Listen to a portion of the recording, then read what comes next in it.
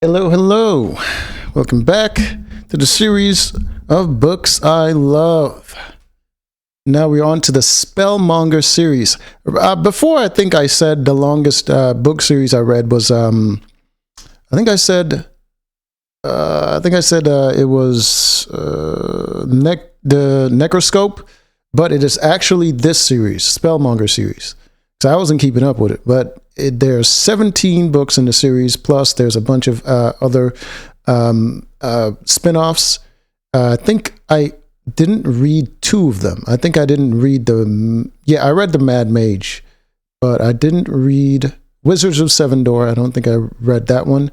And Roads to Vanador. I didn't read that. So I read every single other book in the series, but the Spellmonger series starts right here. The first book, Spellmonger. All right. It is about the wizard Menelin the Spellmonger. So he studied magic at, I think there was like a wizard's college. He studied magic.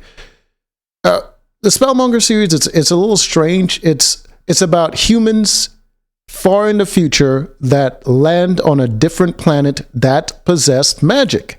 And within generations of those humans living on that new planet, they show up on a spaceship, and they have a bunch of humans in the stasis. Some of them get to live on the planet, and within generations of them living on that planet, they lose a lot of their technology, but they gain the ability to perform magic from living on this new planet. And eventually they become a society that is sort of they're in the middle age level of the medieval sort of level of technology, but some people possess magical abilities. But the mages, I believe they attempted to overthrow the royalty in the past, and they did, and I believe they enslaved the populace because they were powerful and they saw themselves above normal human beings. And eventually, a lot of them were killed and overthrown. And now you come into the age where Menelin exists, where mages pretty much they serve the crown, or they sell their services to the gentry or the peasantry or whatever as spellmongers. Spellmongers are basically just mages that just sell their services all over the place.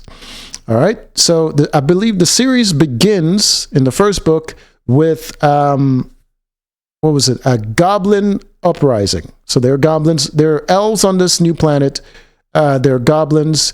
There's like sea folk, which is just like marine life, and they also have their own special brand of magic. The goblins have some sort of shamanistic type of magic as well. But there's a goblin uprising because I believe the goblins were created by the elves, and they were enslaved. And then eventually they were freed because the elves didn't really care about them. And now they have an uprising, and they're trying to conquer the human lands. So Menelin, I believe the city that he was residing in was attacked by goblins, and that's when because I believe he also served as a soldier in the war. So he's a former soldier, and now he's selling his services as a mage. And in the city that he was at, it was attacked by goblins, and he because he has prior experiences, he organized the resistance against the goblins, and eventually he becomes, kind of like a leader figure among the masses, among the mages. And the story kind of goes from there. I'm trying not to do any spoilers, but it's a great epic. You can see all the books. So he starts as a spellmonger, his humble beginnings, then becomes a war mage as he starts making war. That's Spellmonger's honeymoon. I believe that's when he gets married. And then you got the Mage Lord. That is when he assumes the station of I believe, the highest authority around mages, where he kind of like brings a bunch of mages together to sort of like have their own sort of protection. So they ally together so they can protect themselves against the nobles, because the nobles would just send them to war, and they'll all just kind of get killed, or they're, because they possess power. They also possess political power, and that can threaten the nobles, so they can just kind of play games that would allow them to sort of like remove whatever powerful mage there is. So he becomes the mage lord, and he kind of organize all the other mages organize around him, because they respect him. And then you got Knights Magi. Knights Magi, I believe that is when he starts training apprentices, and they become Knights Magi. No, and then you have High Mage.